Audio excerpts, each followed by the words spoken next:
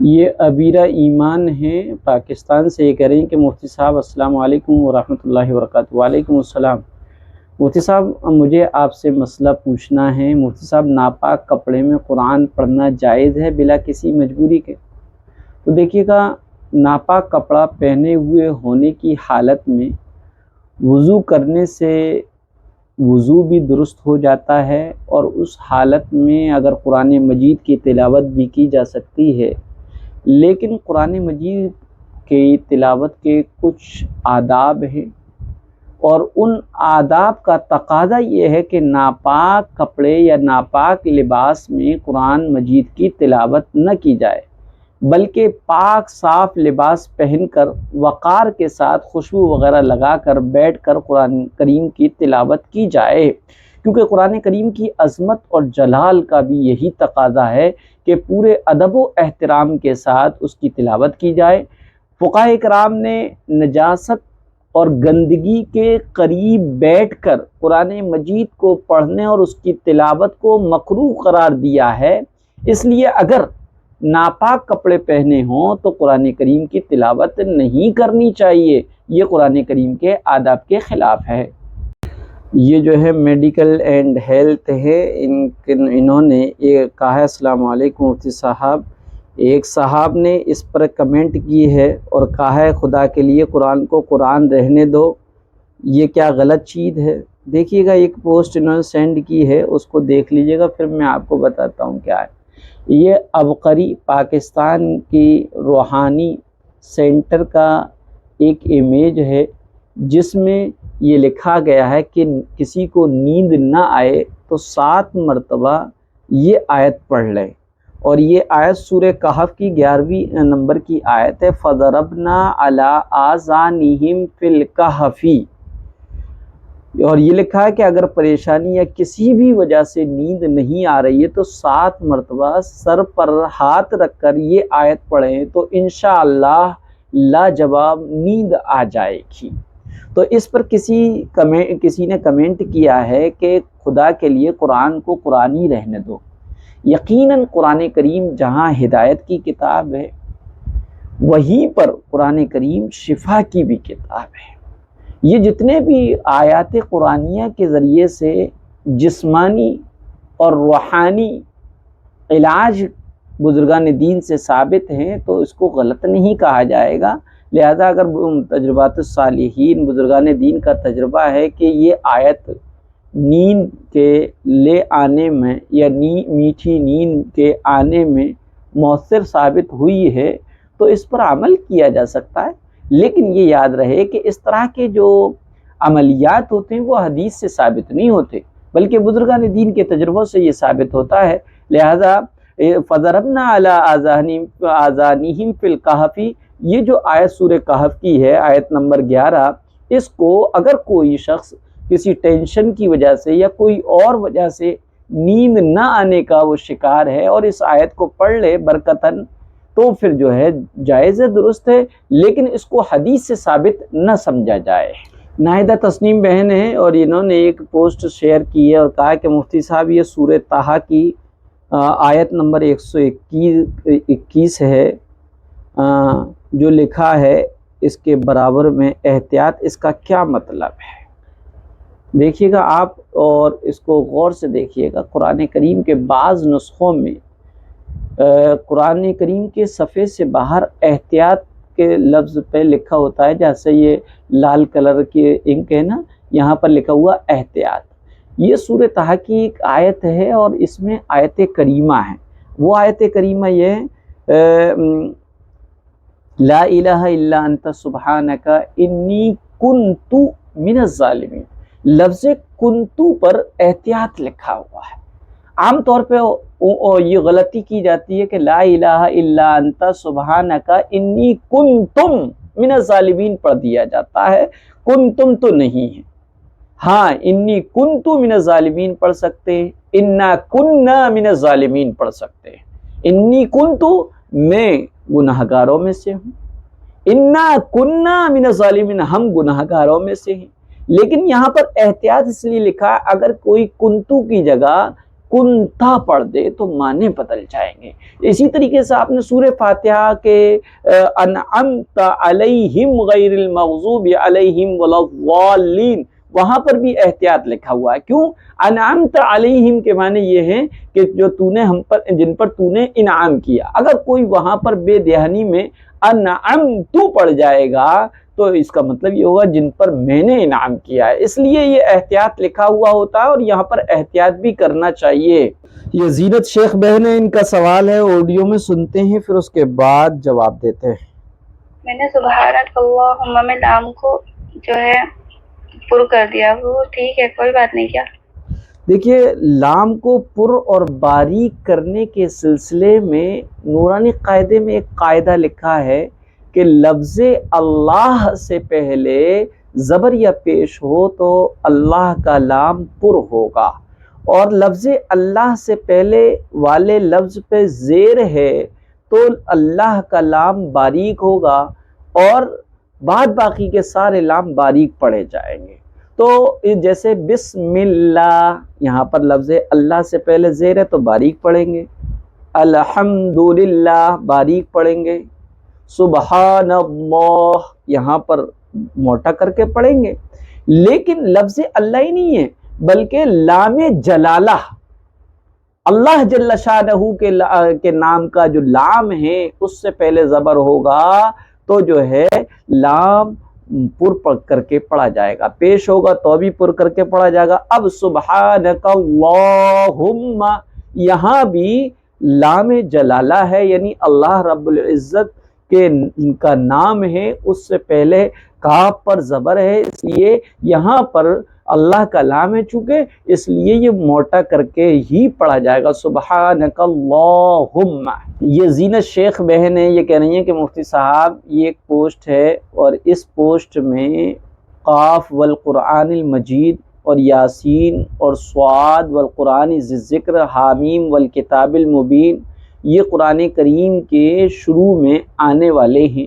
چونکہ یاسین کی ان آیت میں قرآن کی قسم کے مقسم علیہ کا ذکر بھی ہے، اس لیے قرآن کی جن قسموں کا مقسم علیہ مذکور نہیں ہے ان کا مقسم علیہ بھی وہی قرار پائے گا جس کا یہاں ذکر ہوا ہے۔ چنانچہ قرآن کے ان تمام مقامات اور جگہوں پر جہاں قرآن کی قسم تو کھائی گئی ہے لیکن قسم کے بعد مقسم علیہ کا ذکر نہیں ہے، وہاں ان تمام قسموں کے بعد انک لمن المرسلین کا جملہ بطور مقسم علیہ محذوف مانا جائے گا۔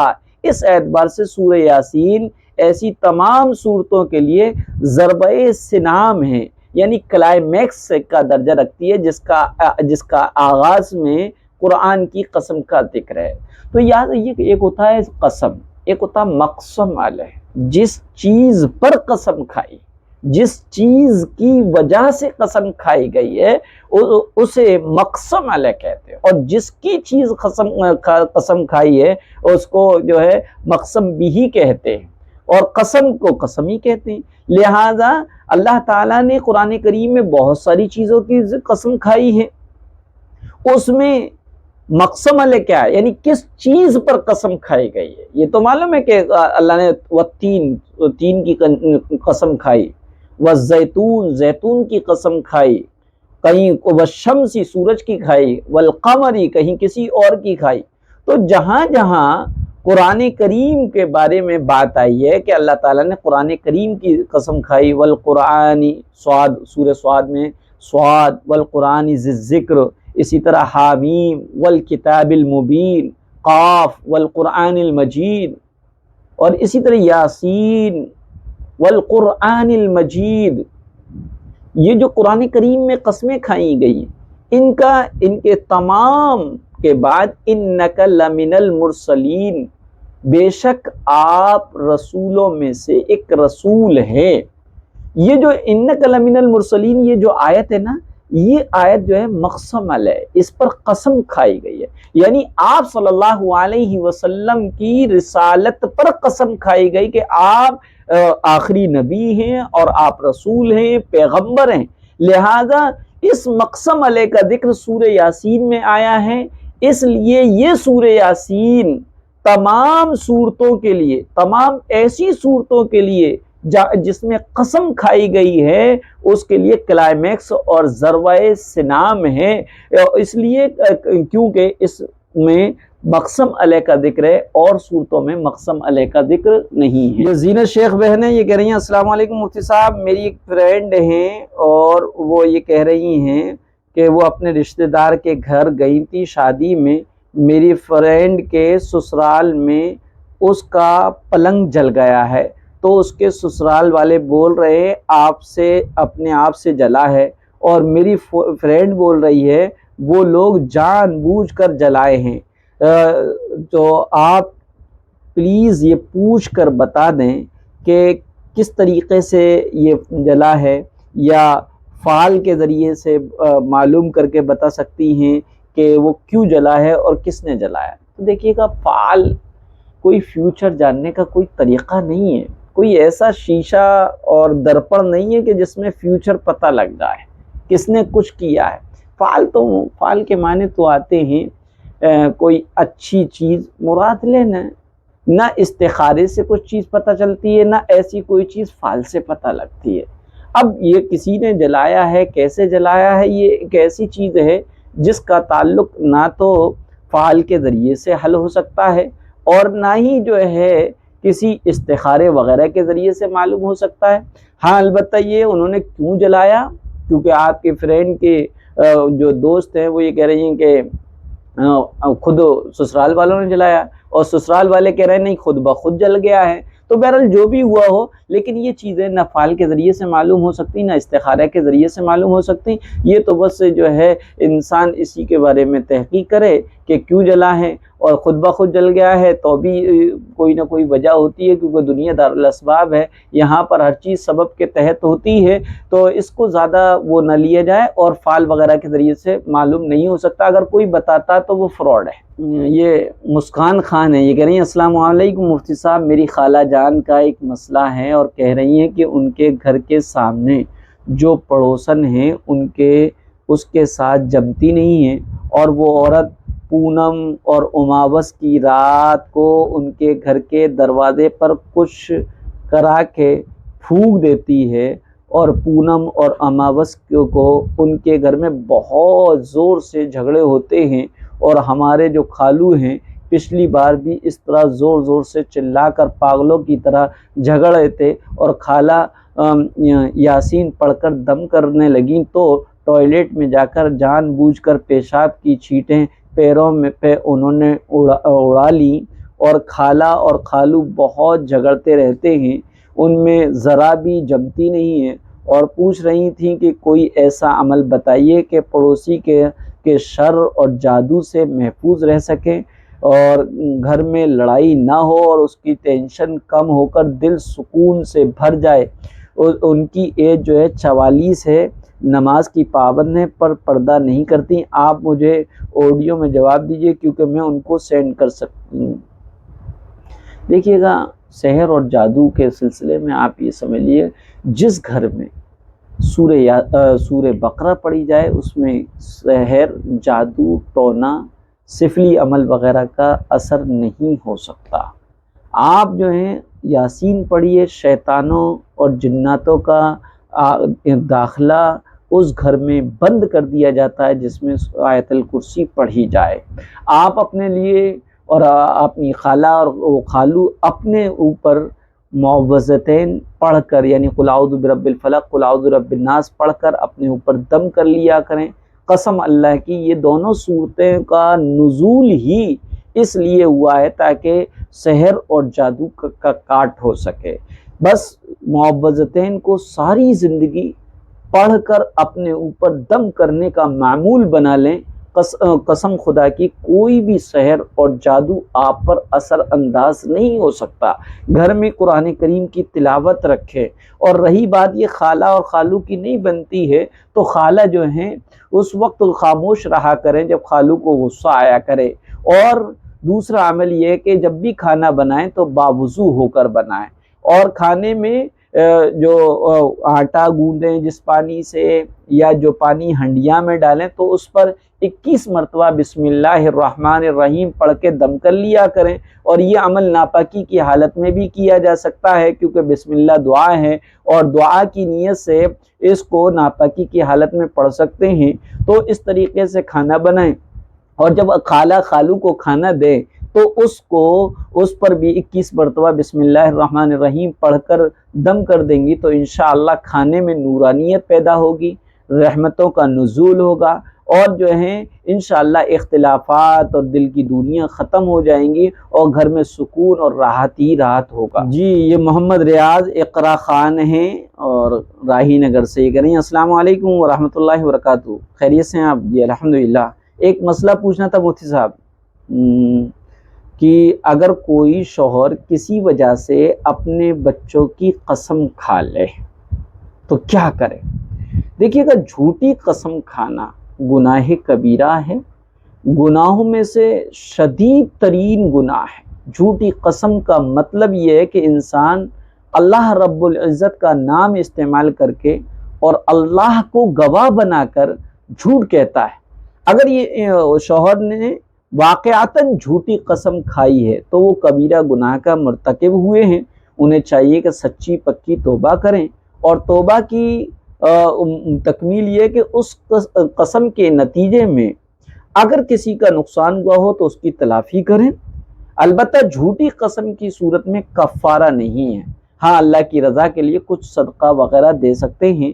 اسی طریقے سے اللہ تعالیٰ کے نام اور صفات کے سوا کسی اور کی قسم کھانا بھی سخت گناہ ہے، مثلا رسول کی قسم کھانا، کعبہ کی قسم کھانا، روزی کی قسم کھانا، ایمان کی قسم کھانا، اولاد کی قسم کھانا، باپ کی قسم کھانا، بھائی کی قسم کھانا، والدین کے سر کی قسم، یہ وغیرہ وغیرہ، ایمان کی قسم۔ اگر اللہ تعالیٰ کی ذات یا صفات کے علاوہ کسی اور کی قسم کھائی تو شرعاً یہ قسم نہیں ہوتی۔ لہذا اگر بچوں کی قسم کھانے سے مراد یہ کہ اس شخص نے بچوں کے نام یا سر کی قسم کھائی ہے تو یہ قسم ہی نہیں ہوئی، ایسے شخص پر کوئی کفارت و لازم نہیں ہے، لیکن غیر اللہ کی قسم کھانے اور جھوٹ بولنے کا گناہ بہرحال ضرور ملے گا۔ اس لیے توبہ استغفار کرنا ضروری ہے، تاکہ جو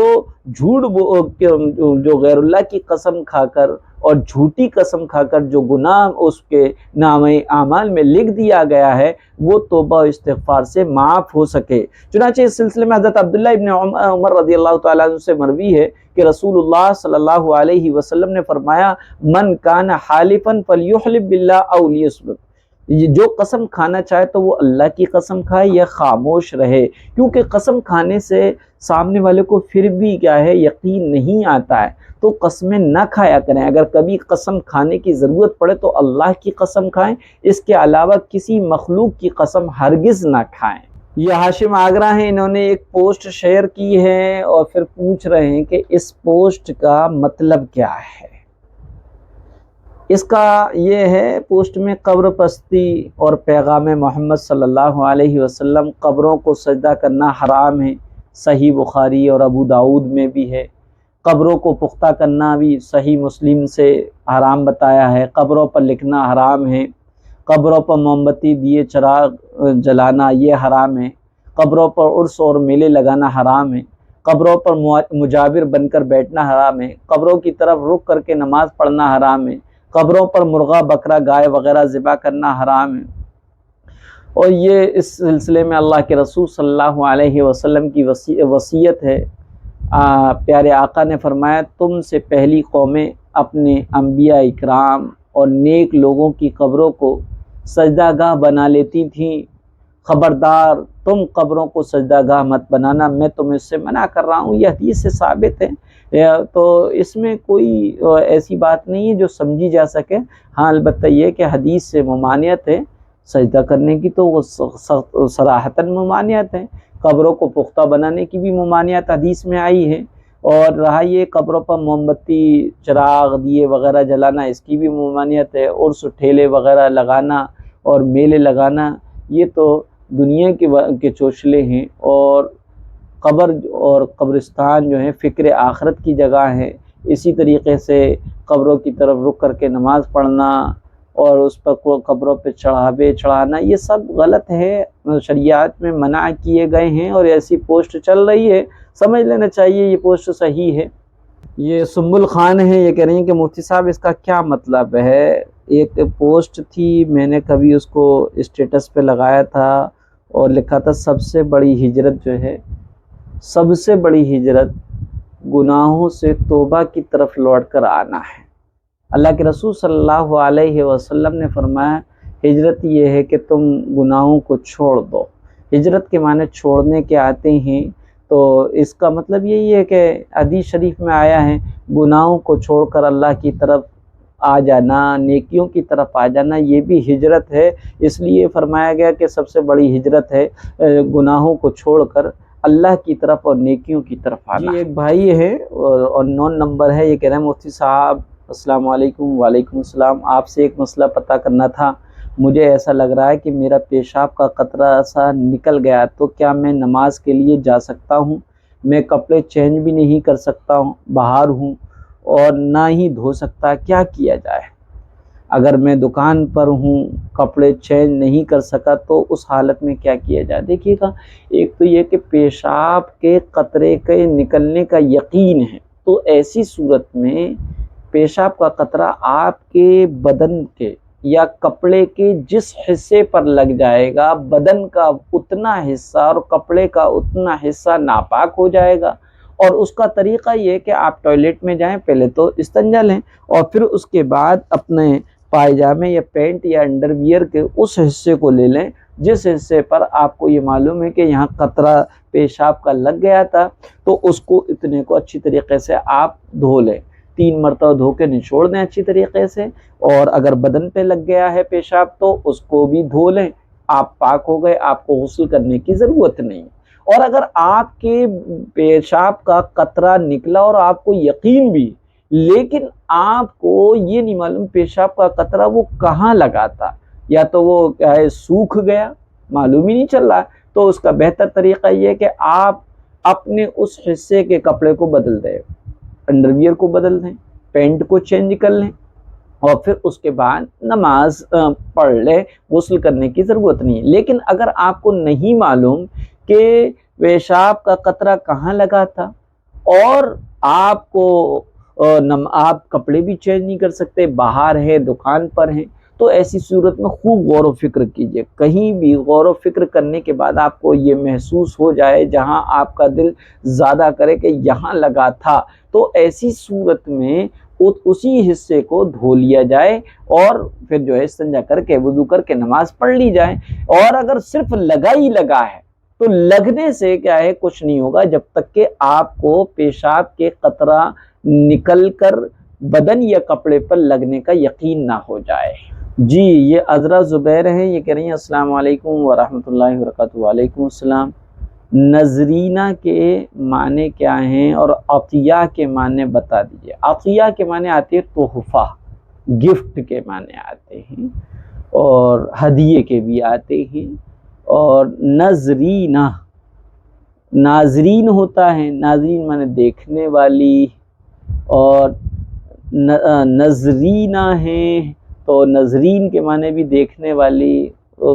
صحیح نام صحیح ہے، رکھ سکتے ہیں، عطیہ بھی رکھ سکتے ہیں، نذرینہ بھی رکھ سکتے ہیں، اور اسی طرح ناظرین بھی رکھ سکتے ہیں۔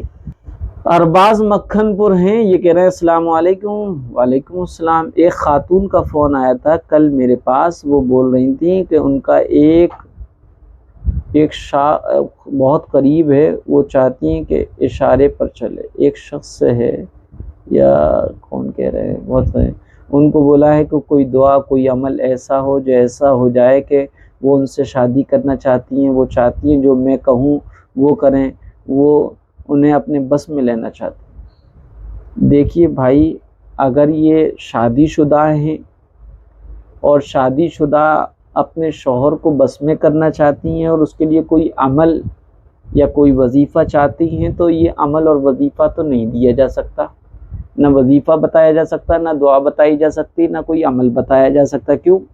اس لیے کہ شریعت نے الرجال قوامون علی النساء، مردوں کو حاکم بنایا ہے عورتوں پر، اور عورت کو یعنی بحیثیت بیوی اپنے شوہر کی اطاعت کا حکم دیا ہے۔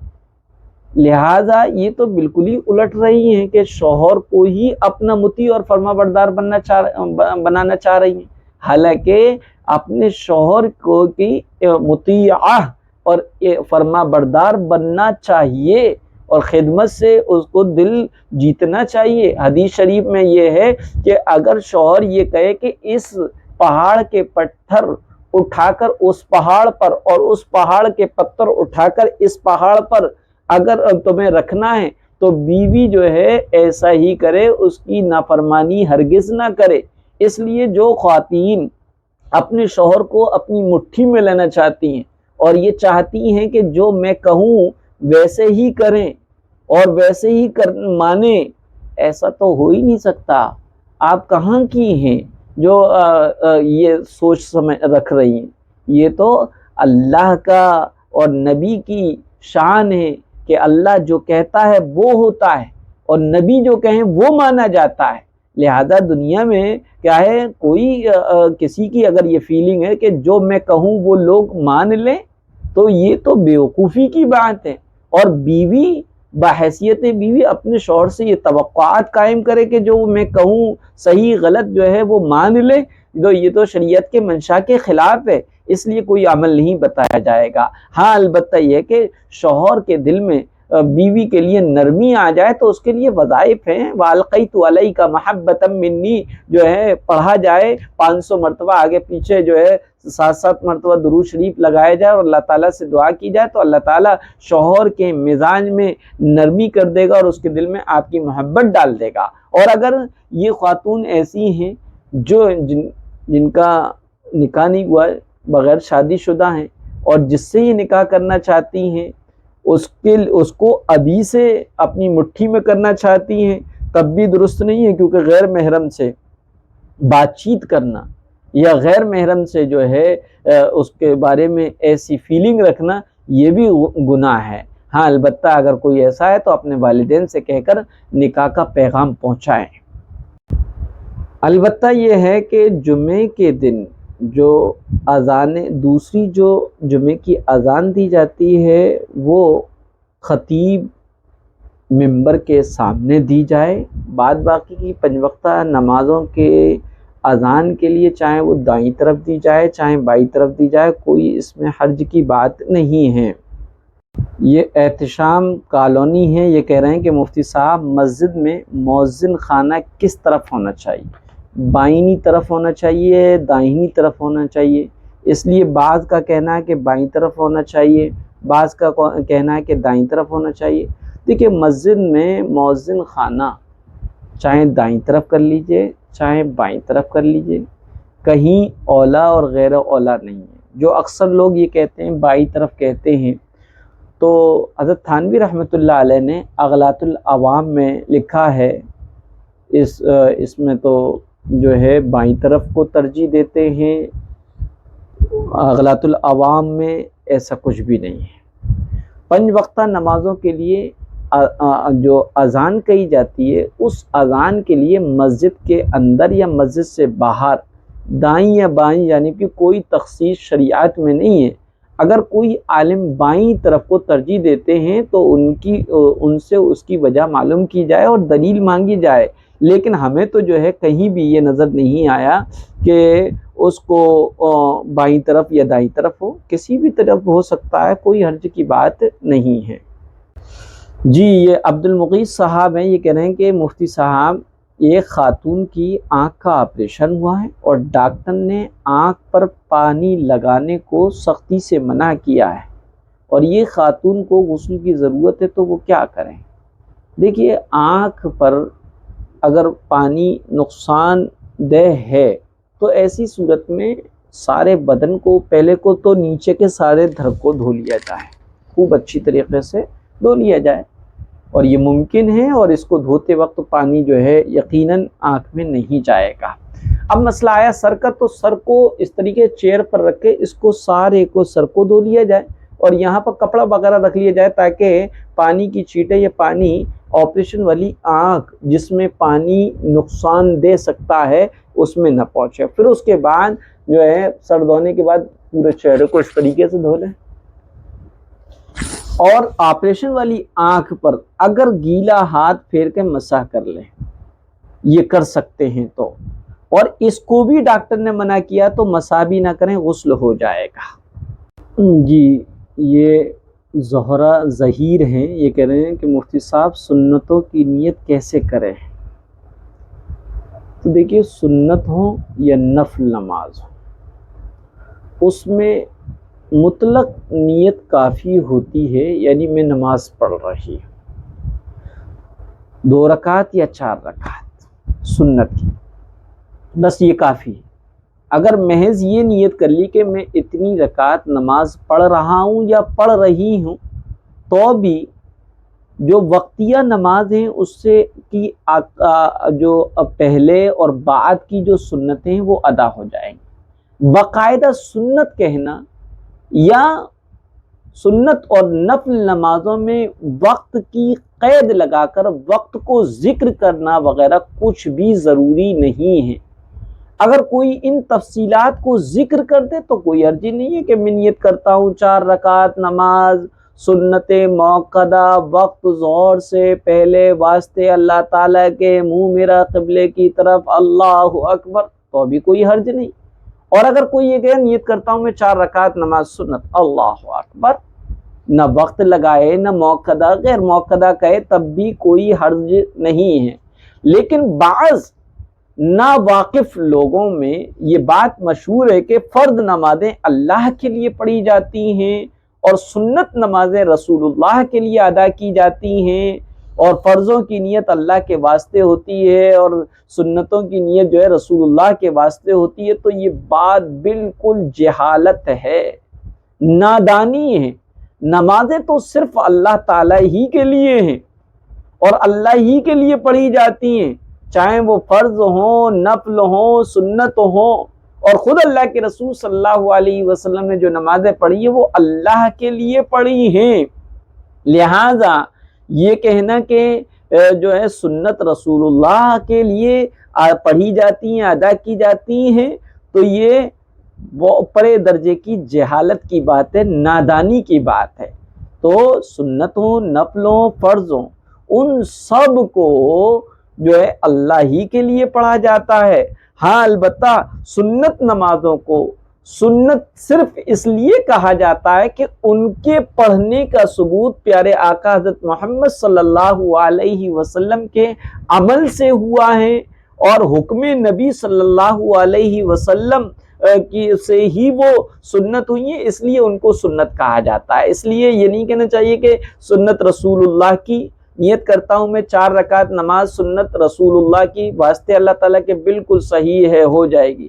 آپ سنت رسول اللہ کی نہ کہیں، صرف یہ کہیں کہ نیت کرتا ہوں یا کرتی ہوں 4 رکعت نماز سنت واسطے اللہ تعالیٰ کے، منہ میرا قبلے کی طرف، اللہ اکبر، صحیح ہے. آپ یہ کہیں کہ نیت کرتی ہوں میں یا کرتا ہوں 4 رکعت نماز سنت رسول اللہ کی واسطے اللہ تعالیٰ کے، منہ میرا قبلے کی طرف، بالکل صحیح ہے، درست ہے. لیکن ذرا یہاں پر احتیاط کیجئے گا. اگر آپ ایسی نیت کرتے ہیں تو یہ نیت ہرگز نہ کریں کہ نیت کرتی ہوں یا کرتا ہوں 4 رکعت یا 2 رکعت نماز سنت رسول اللہ کے واسطے، منہ میرے قبلے کی طرف، اللہ اکبر. تو اس طرح کی نیت ہرگز نہ کریں اور نہ یہ زبان سے کہیں کہ سنت رسول اللہ کے لیے ادا کی جاتی ہیں اور فرض اللہ کے لیے ادا کی جاتی ہیں. بالکل غلط ہے. نماز کوئی سی بھی ہو سب اللہ کے لیے ادا کی جاتی ہے.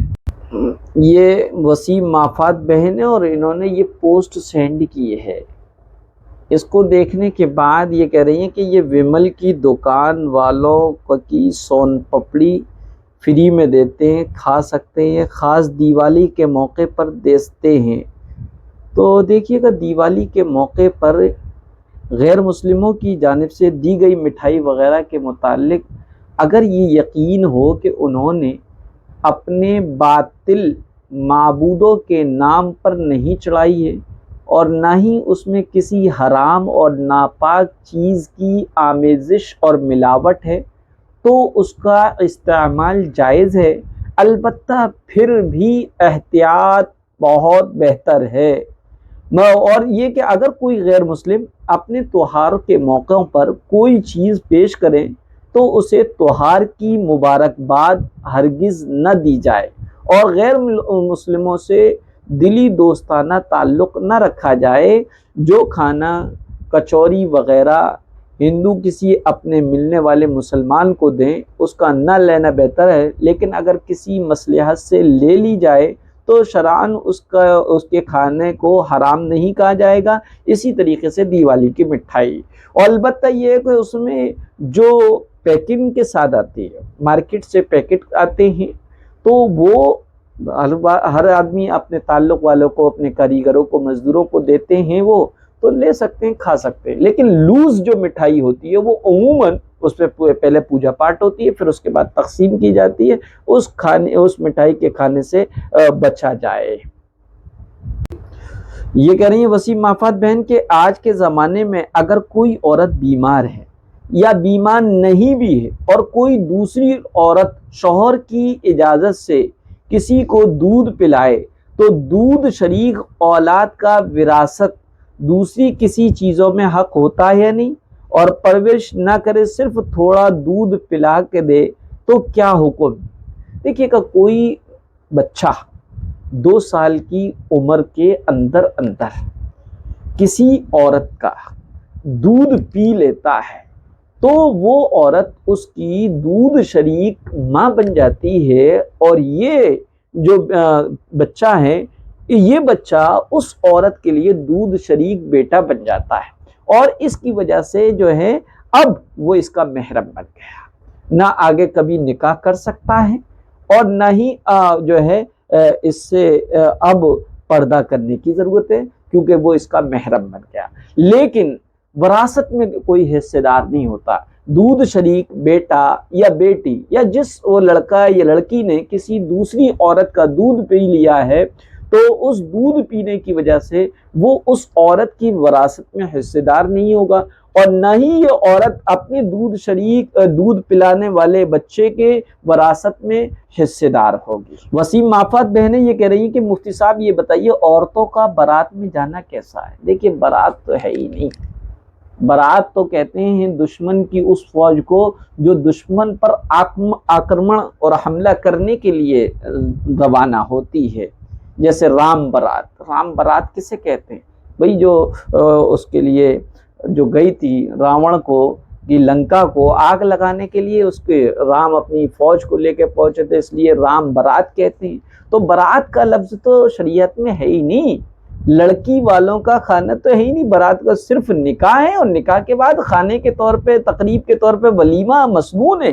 یہ بارات تو غیروں کا طریقہ ہے۔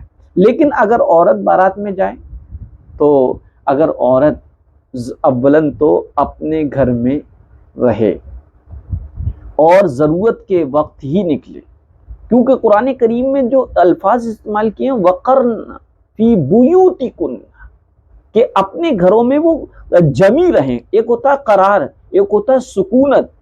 قرآن کریم نے عورتوں کو اپنے گھر میں یہ نہیں کہا کہ گھر میں ہی سکون اختیار کریں، بلکہ کہا وقرن فی بیوتکن، کہ اپنے گھروں میں تم کیا ہے جمی رہو، بلا ضرورت گھروں سے باہر نہ نکلو۔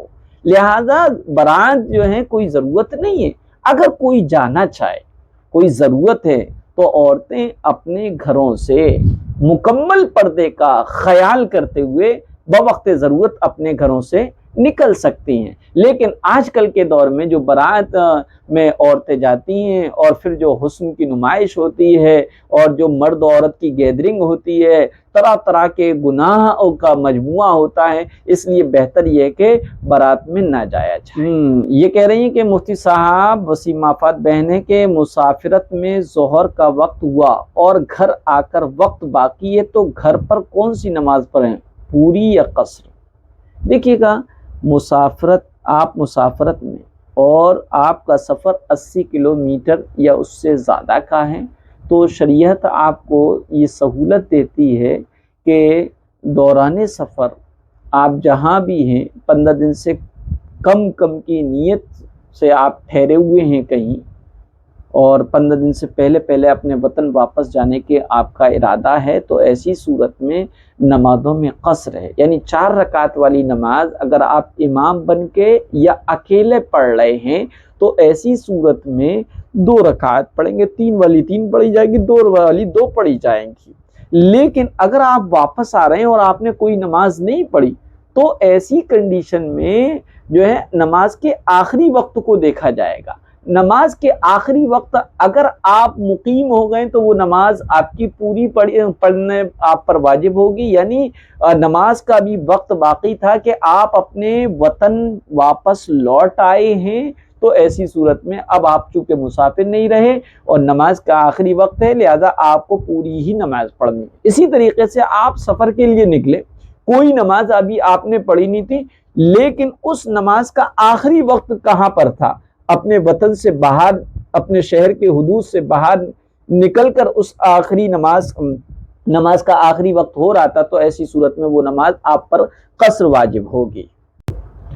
یہ وسیم آفات بہنیں یہ کہہ رہی ہیں کہ مفتی صاحب ہمارے یہاں جب کسی لڑکی کی شادی ہوتی ہے تو اس لڑکی کو شادی سے تقریباً 1 ہفتے پہلے کمرے میں بٹھا دیتے ہیں اور اس کو کوئی کام کرنے نہیں دیتے اور بغیر کسی ضروری کام کے کمرے سے باہر بھی نہیں نکلنے دیتے۔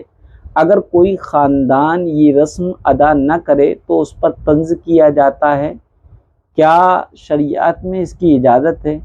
اسی طرح جب شادی شروع ہوتی ہے تو رات کو دلہا والے دلہن کو مہندی لگانے کے لیے آتے ہیں، اس دوران میں نوجوان لڑکیاں بلند آواز سے گانا گاتی ہیں اور اسے جو ہے بہت کچھ لڑکیاں ان گانوں پر ناچتی ہیں، ڈانس کرتی ہیں۔ کیا لڑکیوں کا اس طرح بلند آواز سے گانا گانا اور ڈانس کرنا جائز ہے؟ جب شادی ہوتی ہے تو تمام رشتہ دار جن میں محرم و غیر محرم مرد بھی شامل ہوتے ہیں دلہا اور دلہن کو مہندی لگاتے ہیں اور ایک عورت موجود ہوتی ہے جو مہندی لگانے والوں سے پیسے وصول کرتی ہے۔ کیا اس طرح مہندی لگانا اور پیسے وصول کرنا جائز ہے؟ دیکھیے کا جواب تو یہ سمجھ لیجیے گا، مہندی کی رسم ہو یا کوئی اور رسموں کو تو چھوڑنا چاہیے۔ رسموں میں بے حد پابندی ہوتی ہے، فرض اور واجب عبادات سے بڑھ کر ان کو کرنا ضروری سمجھا جاتا ہے۔ اگر کوئی نہ کرے تو برادری والے، خاندان والے طعنے اور طنز اس قدر کرتے ہیں کہ لاچار اور مجبوراً وہ ان رسموں کو کرنے پر آمادہ ہو جاتا ہے۔ اس لیے مہندی کی رسم ہو یا مائیوں کی رسم ہو، ہر رسم میں بہت سارے گناہوں کا مجموعہ ہوتا ہے۔ ان رسومات کو کرنے والے گناہ گار ہیں، اس لیے ان کو اس برے کاموں سے توبہ کرنا ضروری ہے۔ اگر پہلے سے یہ معلوم ہو کہ شادی میں یہ رسمیں ہو رہی ہیں تو اس میں جانا جائز نہیں ہے۔ اگر جانے کے بعد معلوم ہو جائے تو پھر اگر اسی مجلس میں یہ شریک ہوا ہے اور یہ رسومات ہو رہی ہیں تو اس میں شریک ہونا جائز نہیں۔ اگر اس مجلس میں شریک ہو گیا اور روکنے پر قادر نہیں ہے تو روکے، ورنہ صبر کرے۔ یہ حکم عام آدمی کے لیے، عالم مقتدی اور عالمہ نیک لوگوں کے لیے بہرحال ایسی کسی بھی تقریب یا رسم میں شرکت کرنا جائز نہیں ہوگا۔ البتہ آج کل جو مہندی کی رسم ہے جس میں محرم نامحرم اکٹھے ہوتے ہیں، مرد و عورتوں کے گیدرنگ ہوتی ہے، دلہا دلہن کو مہندی لگاتے ہیں اور مہندی لگانے والوں سے پیسے وصول کرتے ہیں، ان سب کی شریعت میں کوئی اصل نہیں ہے، بلکہ اس میں گناہ کے بہت سے کام بھی ہوتے ہیں، لہذا ان سے بچنا چاہیے۔ اور رہا گانے گانا، ڈانس کرنا، یہ کسی بھی صورت میں جائز نہیں ہے، بلکہ اس عمل سے توبہ کرنا چاہیے اور مکمل جو ہے یہ سمجھنا چاہیے کہ یہ اسلامی طریقہ نہیں ہے۔ اور مائیوں بٹھانے کی رسم کی بھی کوئی شرعی اصل نہیں ہے، کوئی ثبوت نہیں ہے۔ نہ حضرت فاطمہ کو مائیوں بٹھایا گیا، نہ حضرت رقیہ کو مائیوں بٹھایا گیا، نہ حضرت عائشہ رضی اللہ تعالیٰ عنہ کو مائیوں بٹھایا گیا۔ اس میں دلہن کو علیحدہ بٹھایا دیا جاتا ہے اور کسی کو اس سے ملاقات کرنے کی بھی اجازت نہیں ہوتی، لہذا اس کو ضروری سمجھنا اور محرم شرعی تک سے پردہ کرانا، یعنی جن سے پردہ نہیں ہے، محرم ان رشتہ داروں کو کہتے ہیں جن سے پردہ نہیں ہے، ان سے پردہ کرا دینا نہایت بیہودہ بات ہے۔ اسی طرح لڑکی کو مہندی لگانا تو برائی نہیں ہے، درست ہے زینت کے لیے، لیکن اس کے لیے فنکشن کرنا اور لوگوں کو دعوتیں دینا اور سب کے مہندی کے کلر کے کپڑے پہننا اور سجنا سورنا، جوان لڑکوں اور لڑکیوں کا بھڑکیلے ہوئے رنگ کے لباس پہن کر ایک دوسرے کے سامنے جانا بے شرمی اور بے حیائی ہے۔ مہندی کی رسم جن لوازمات کے ساتھ ادا کی جاتی ہے یہ بھی جاہلت کی رسم ہے، مردوں کے لیے تو مہندی ہے ہی نہیں، لہذا ان رسموں میں جس قدر مال خرچ کیا جاتا ہے سب گناہ ہے، کیونکہ قرآن کریم میں جو ہے اس کو فضول خرچی بتایا، اور فضول خرچی کی صراحتاً ممانعت ہے۔ وہ قرآن کریم میں فرمائے ان المبذرین کانوا اخوان الشیاطین، کہ فضول خرچی کرنے والے شیطان کے بھائی ہیں اور شیطان رب کا ناشکرا ہے، اس لیے مائیوں کی رسموں کو اس طرح سے پابندی سے کرنا درست نہیں ہے۔ البتہ آپ جس لڑکی کی شادی ہو رہی ہے اس کو ہلدی ولدی لگانا چاہتے تو وہ اپنے طور پہ رنگ نکھارنے کے لیے خود بخود لگا لے، اس کے لیے دوسرے اپنے سطر کھول کر بیٹھنا اور پھر گانا اور بہت ساری چیزیں ہوتی ہیں جو ہم سب لوگ واقف ہیں، جو نہیں ہونا چاہیے، نمازوں کا قضا ہو جانا اور محرم اور غیر محرم کا امتیاز اڑ جانا، بہت ساری اور خرافاتیں ہوتی ہیں، اس لیے شریعت میں ان کی کوئی اصل نہیں ہے۔ وسیم مافات بہن ہیں، یہ پوچھ رہے ہیں کہ مفتی صاحب ہمارے یہاں پر ایک اسٹور ہے، دکان ہے، اور وہ 300 روپے کی خریداری پر جو ہے انعامی کوپن ہمیں دیتے ہیں، تو اس انعامی کوپن میں جو انعام نکلتا ہے اس انعام کا لینا درست ہے نہیں؟ تو اس کے جواب کو سمجھنے کے لیے سمجھیں کہ جس دکان یا اسٹور کا کسٹمر اور گراہک کو 300 کی خریداری پر بذریعہ قرعہ اندازی یا کوپن کے کچھ انعام دیا جاتا ہے تو وہ چند شرائط کے ساتھ جائز ہیں، اور اگر وہ شرطیں نہیں پائی جائیں گی تو جائز نہیں ہے۔ پہلی شرط تو یہ ہے کہ وہ کمپنی یا دکان یا اسٹور نے سامان کی قیمت اتنی ہی مقرر کی ہو جو مارکیٹ میں ایسے سامان کی ہے، یعنی اسٹور یا مارکیٹ یا دکان والے نے اس سامان کی قیمت عام قیمت سے ہٹ کر انعام کی بنا پر اس کی قیمت کو دگنا چوگنا نہ کیا ہو۔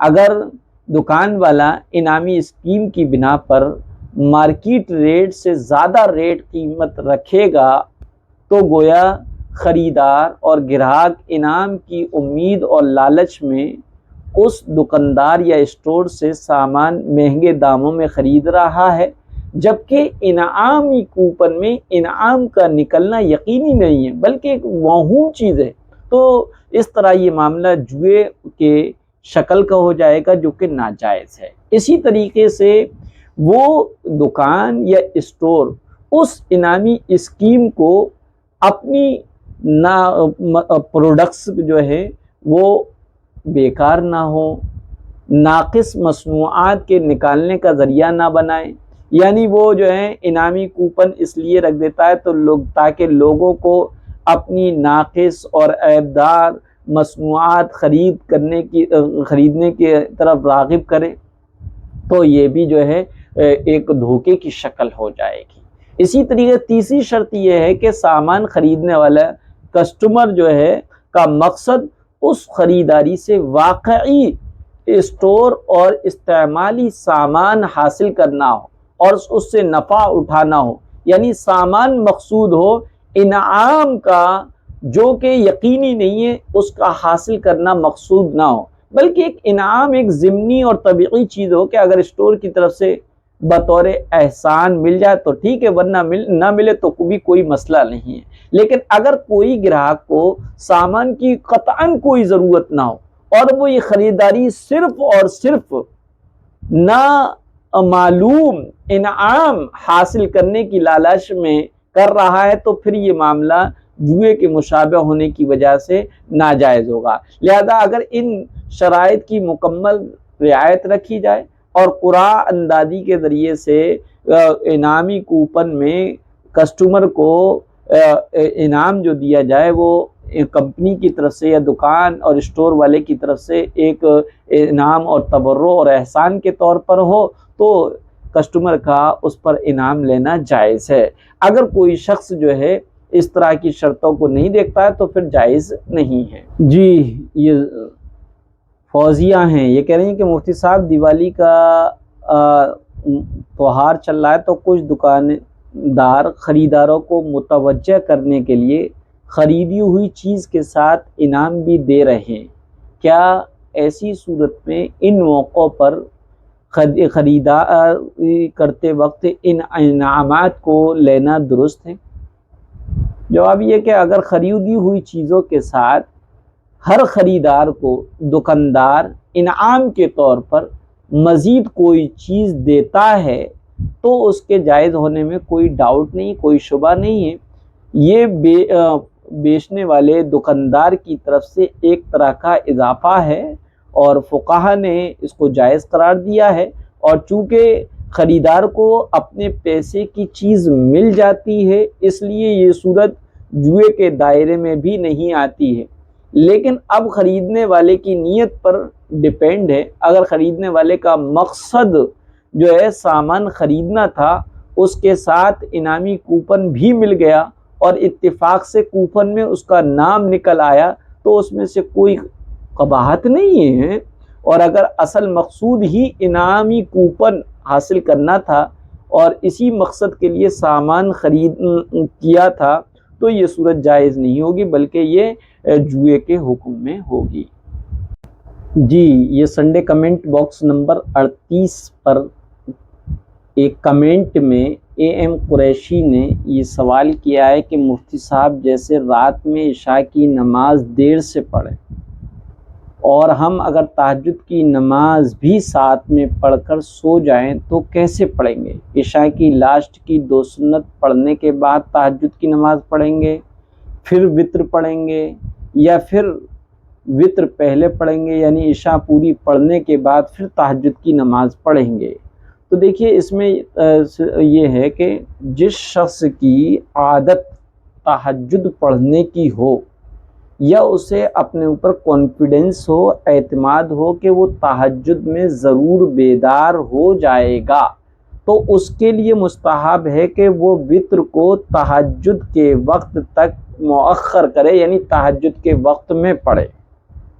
اور تہجد کے وقت وتر ادا کرنے کی افضل صورت یہ ہے کہ پہلے تہجد کی نماز ادا کی جائے، اس کے بعد وتر کی نماز پڑھی جائے۔ رسول اللہ صلی اللہ علیہ وسلم کا معمول اسی طرح کا تھا۔ لیکن اگر کوئی پہلے وتر کی نماز پڑھ کر پھر تہجد پڑھے تو یہ بھی جائز ہے، البتہ افضل طریقے کے خلاف ہے۔ اسی طریقے سے جو لوگ تہجد پڑھنے کے عادی نہیں ہیں اور نہ ہی ان کو اپنے اوپر کانفیڈنس ہے کہ سو کر دوبارہ بھی وہ اٹھ جائیں گے یا تہجد میں بیدار ہو جائیں گے، ان کو یہ یقین نہیں ہے، اپنے نفس پر اعتماد اور بھروسہ نہیں ہے، تو ان کے لیے بہتر یہ ہے کہ وہ عشاء کے بعد ہی وتر پڑھ لیں۔ اور جنہوں نے عشاء کی نماز نہیں پڑھی کسی وجہ سے اور وہ تاخیر سے عشاء کی نماز پڑھ رہے ہیں اور یہ چاہ رہے ہیں کہ میں عشاء کی نماز بھی پڑھ لوں تہجد بھی پڑھ لوں، کیونکہ تہجد کی نماز کے لیے افضل تو ہے سو کر اٹھنا پھر تہجد پڑھنا، لیکن تہجد کی نماز کے لیے سونا لازمی اور ضروری نہیں ہے۔ اس لیے اگر کوئی شخص یہ چاہے کہ میں تہجد کی نماز بھی ساتھ میں پڑھ لوں اور پڑھ کر سو جاؤں تو اس کے لیے کیسے پڑھیں؟ تو اس کی شکل وہی ہے کہ پوری عشاء کی نماز پڑھیں اور پوری عشاء کی نماز پڑھنے کے بعد وتر کے بعد کی دو رکعت نفل ہے، اس کو پڑھنے کے بعد 2 4 6 8 10 12 جتنی رکعتیں 2 2 کر کے تہجد کی پڑھنا چاہیں پڑھ لیں اور پھر سو جائیں۔ ایک تو طریقہ یہ۔ دوسرا طریقہ یہ ہے کہ آپ جو ہیں عشاء کی پوری نماز پڑھیں، وطر کو چھوڑ دیں، اور وطر کے بعد 2 4 6 8 10 12 جتنی بھی رکعتیں آپ تہجد کی پڑھنا چاہیں تہجد کی وہ رکعتیں پڑھ لیں، پھر اس کے بعد وطر پڑھیں، پھر اس کے بعد 2 رکعت نفل پڑھیں، اور پھر اس کے بعد آپ سو جائیں۔ اور دوسرا سوال یہ کہ اپنے گھر والوں کو جیسے شوہر یا بچے وغیرہ کو بار بار نماز کے کہنا یا دینی معلومات حاصل کر کے اس پر عمل کی کہنا کیسا ہے؟ تو دیکھیے گا، کوئی بھی اچھی بات ہو، اس اچھی بات کو آپ اپنے بچوں سے کہیں یا اپنے شوہر سے کہیں تو وہ اسی وقت کارگر اور مفید ہے، جبکہ اس میں 3 باتیں ہوں۔ پہلی بات یہ ہو کہ کہنے کا انداز، لب و لہجہ درست ہونا چاہیے، جس میں پیار اور مٹھاس ہو۔ دوسرا، وقت مناسب ہونا چاہیے، جس سے ہم کہہ رہے ہیں اس کا موڈ کیسا ہے، اس کا وہ وقت ایسا ہے جس میں وہ سن سکتا ہے یا نہیں سن سکتا ہے، یہ اس بات کا لحاظ کریں۔ تیسرا، نیت صحیح ہو، واقعی ان کے لیے ہمارے اخلاص کے ساتھ ان کی دینداری کی فکر ہو۔ ان 3 باتوں کے ساتھ جو بھی بات کہی جائے گی وہ فائدہ مند ہو، اور ان تینوں میں سے کوئی بھی بات نہیں ہوگی تو یقین جانیے اس کے نقصانات ہوں گے۔ سب سے پہلی بات، عموماً مائیں کیا کرتی ہیں، اپنے بچوں سے نماز نہیں پڑھتے، وہ کب کہتی ہیں؟ جب کوئی گھر میں مہمان آتا تو ان کے سامنے رونا اور دکھڑا بیان کرتی ہیں کہ ہماری ایک اولاد ہے، کبھی نماز نہیں پڑھتی، کبھی قرآن نہیں کھولتی، یہ وہ۔ تو آپ یہ جو ہے وقت غلط ہے، آپ اپنی اولاد کو رسوا کر رہے ہیں، اس کی بھی ایک عزت ہے، ایک امیج ہے، آپ اس کو ذلیل نہ کریں۔ وہ کبھی بھی آپ کے اس طرح سے نماز پڑھنے اور دین پر عمل کرنے پر اور اس کو سیریس نہیں لے گی، بلکہ اور زیادہ ضدی ہو جائے گی۔ کیوں؟ کیونکہ آپ نے وقت اور موقع کا خیال نہیں کیا، آپ نے جو ہے صرف اور صرف بہت برے لہجے سے کہا تو بھی اس کا اثر نہیں ہوگا۔ شوہر سو رہے، زبردستی ان کو اٹھایا جائے، پیار سے اٹھایا جائے، محبت سے اٹھایا جائے، اور آپ ان کا کمبل کھینچیں اور کہو چلو نماز پڑھو، کیسے ہو گئے ہو، یہ وہ نہیں، بلکہ محبت کے ساتھ، حکمت کے ساتھ، پیار کے ساتھ ان سے کہیے گا، اور اتنا ہی کہیے جتنا وہ کر لیں۔ ایسا نہ ہو کہ آپ بار بار جو ہے ان کو دین کے لیے، نماز کے لیے کہیں، جس سے ان کو چڑ ہو جائے اور وہ کھسیا کر آپ پر غصہ کرنے لگیں، یا یہ کہہ دے کہ جاؤ میں نہیں پڑھ رہا، مجھے کچھ نہیں پڑھنا ہے، کچھ نہیں ہوتا نمازوں سے۔ عام طور گھر میں مائیں اپنے بچوں کے ساتھ، بیویاں اپنے شوہروں کے ساتھ زبردستی کرتی ہیں تو ان کی طرف سے یہی جواب ہوتا ہے، ہم نہیں پڑھ رہے، جاؤ کچھ بھی کر لو، ہم نہیں پڑھ رہے، ہمیں نہیں پڑھنا، تم پڑھ لو، تم ہی بن جاؤ نمازی، ہمیں نمازی نہیں بننا۔ بدلے میں یہ کہا جاتا مسلمان نے کہا، وہ کہہ دیتے ہیں ہاں ہم نہیں ہیں مسلمان۔ تو یاد رکھیے گا کہ ان 3 چیزوں کے ساتھ آپ کوئی بھی بات کہیں گی تو انشاءاللہ اس کے فائدے ہوں گے۔ ایک تو وقت کا لحاظ، وقت اور موقع ہو، دوسرا لب و لہجہ آپ کا، کہنے کا انداز اچھا ہو، تیسرا نیت اچھی ہو۔ اور نیت کیا ہے؟ نیت یہ ہونا چاہیے اپنی اولاد کو اور اپنے شوہر کو اگر آپ دیندار اور نمازی بنانا چاہتی ہیں تو خود بنیں، اور ہر نماز میں ان کے لیے یہ دعا کریں، رب اجعلنی مقیم الصلاۃ ومن ذریتی ربنا وتقبل دعا۔ یہ وہ دعا ہے جو پیغمبروں نے اپنی اولاد اور اپنے گھر والوں کو نمازی بنانے کے لیے اللہ تعالیٰ سے مانگی ہے، لہذا آپ ایک تو اللہ سے مانگیں۔ اللہ ہی دلوں کو پھیرنے والا ہے، اللہ ہی دلوں میں ڈالنے والا ہے، اللہ ہی بدی سے، بے دینی سے دین کی طرف اور بدی سے نیکی کی طرف لانے والی ذات ہے، وہی اسی کے طاقت اور قوت ہے۔ ہم تو بالکل کمزور سے بنتے ہیں، لہذا کہہ ہی سکتے ہیں، اور کہنے میں بھی ان 3 چیزوں کا خیال رکھیں گے، انداز اچھا ہو، موقع اور وقت مناسب ہو، نیت درست ہو۔ تو اس طریقے سے اگر ان کو برا لگتا ہے تو اتنی ہی مرتبہ کہیں جس سے وہ انکار نہ کریں۔